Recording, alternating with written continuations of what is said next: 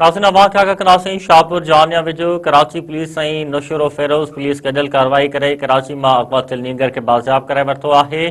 शाहपुर जानिया विझो कराची पुलिस ऐं नौशरो फेरोज़ गॾियल तौर ते कार्रवाई कंदे कराची मां अगवा थियल नींगर खे बाज़ियाब कराए वरितो आहे। तफ़सील मालूम कयूं था अख्तर आज़ाद दाहिरी टेलीफोन लाइन ते मौजूदु आहे। अख्तर आज़ाद, कहिड़ा तफ़सील आहिनि आगाह कजो।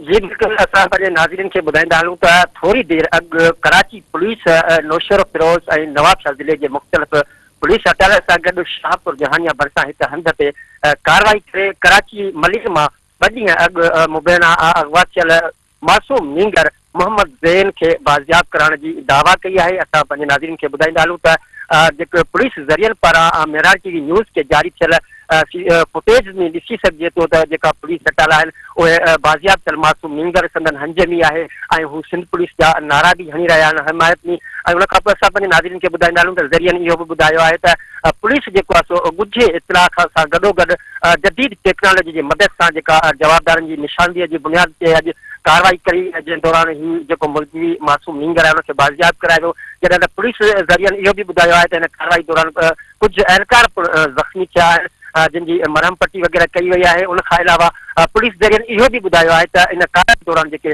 2 जवाबदार आहिनि उहे गिरफ़्तार कया विया आहिनि, जॾहिं त जेको मुगी नींगर आहे उनखे पुलिस कराची खणी रवानी थी वई आहे। जी अख्तर आज़ाद दाहिरी, महिरबानी तफ़सील ॾियण जे लाइ।